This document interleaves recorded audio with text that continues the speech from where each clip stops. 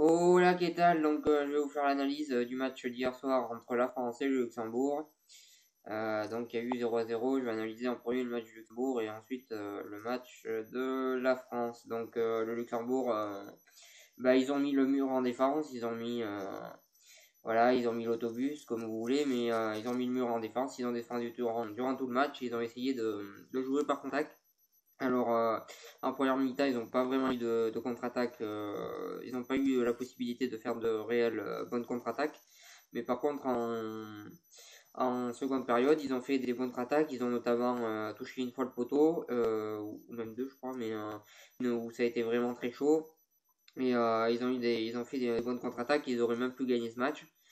Globalement, ils ont fait une très bonne performance. Les défense a été très solide et ils ont tenu durant 90 minutes. Voilà, le gardien était très bon, la défense centrale a été très bonne aussi. Donc globalement, c'est le match parfait du Luxembourg. Même au milieu, ils ont été bons. Enfin, ils ont vraiment très bien défendu avec une équipe solide, un dispositif très défensif.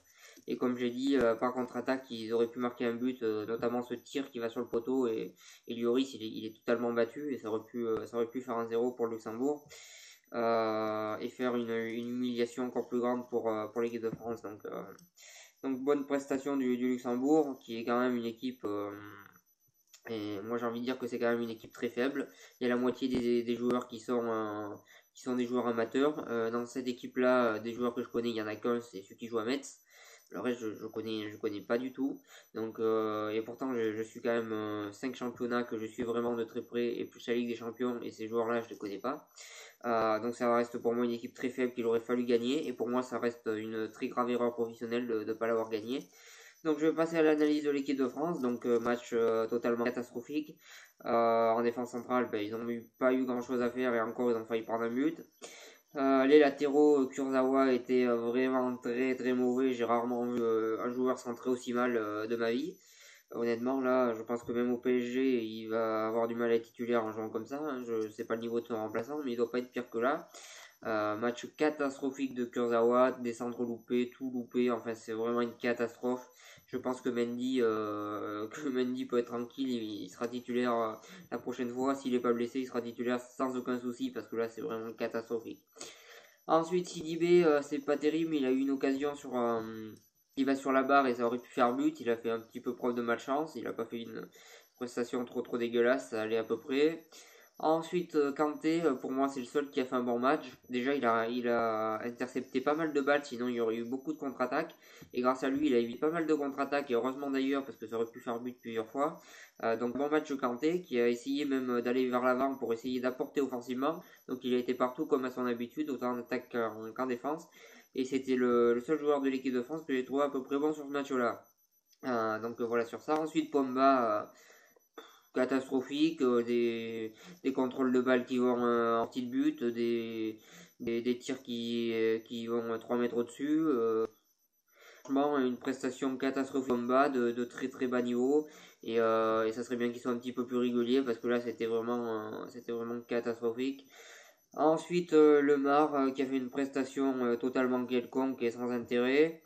Très mauvais. Ensuite Mbappé qui a fait quelques bons dribbles, mais ça reste quand même pas très flamboyant. Je m'attendais à mieux quand même, c'était le Luxembourg en face. Ensuite en attaque, Griezmann, à part le coup franc sur le poteau, le reste ça restait très très faible. Ensuite Giroud, totalement invisible et franchement très mauvais on va dire. Prestation très décevante de Giroud. Il a rien apporté offensivement pour se retourner honnêtement. Je sais pas moi. Le temps qu'il met pour se retourner un moment sur une balle, je pense que même un mec de 50 ans ou 60 ans, il serait retourné plus vite que lui. Donc honnêtement, très très lent Giroud pour se retourner, très très lent dans ce match. Et il a pas servi à grand chose, il a été un petit peu inutile. Donc prestation catastrophique de cette équipe-là.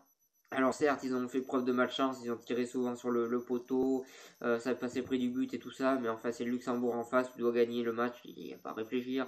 Même sur un but sur penalty, tu dois le gagner le match, peu importe la manière. Mais contre le Luxembourg, t'as pas le droit à faire un 0-0 totalement lamentable. Euh, donc euh, voilà sur ça, sur ce match-là, ils ont fait preuve de malchance, mais ça prouve aussi qu'il manque cruellement d'efficacité devant le but.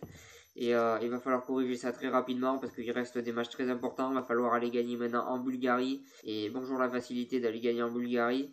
Franchement, il y a plus simple. Et il va falloir gagner à domicile contre la Biélorussie, qui va aussi mettre l'autobus et qui va tranquillement attendre en défense. Et ça va être très très compliqué. Alors de l'autre côté, la Suède, qui est notre principal rival, va jouer contre le Luxembourg. Bon, je pense qu'ils vont gagner. Contrairement à nous, ils savent à peu près jouer un match contre les équipes faibles. Et après, ils vont jouer contre le Pays-Bas. Donc je pense que contre le Pays-Bas, je pense qu'il y aura un match nul. Je les vois pas gagner contre le Pays-Bas. Et je pense que le Pays-Bas aura à cœur de au moins pas être ridicule, totalement ridicule dans cette phase de poule là, déjà qu'ils subissent pas mal d'humiliation et qu'honnêtement j'ai l'impression qu'ils ont l'effectif enfin ils ont l'équipe la plus mauvaise de l'histoire des Pays-Bas. J'ai pas le souvenir d'avoir vu une équipe aussi mauvaise dans les Pays-Bas depuis pas mal d'années, hein, depuis que Cruyff est arrivé dans les années 60, je crois qu'on n'a jamais eu une équipe aussi mauvaise depuis. Enfin, depuis que, parce qu'avant Cruyff, il n'y avait pas grand chose aux Pays-Bas, mais depuis, il y a toujours eu des bonnes équipes, et là, honnêtement, c'est catastrophique. Donc, on a une poule franchement pas terrible, donc si on finit pas premier, on peut s'en prendre qu'à nous, et faut pas oublier que les barrages, eh ben, on va galérer si on y va, hein, parce que ça, c'est sûr. On a galéré en 2010 avec notre double contrôle de la main de Henry, qui s'est conclu par un but de Gallas, et on a galéré face à l'Ukraine en 2014 où il a fallu gagner 3-0 pour se qualifier au retour parce qu'au match aller c'était lamentable et on en avait pris 2.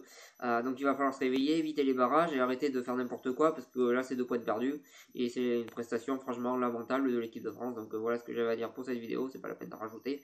Voilà ce que j'avais à dire pour cette vidéo. Si vous avez aimé, n'hésitez pas à partager, à cliquer j'aime, à en parler autour de vous et moi je vous souhaite une bonne continuation.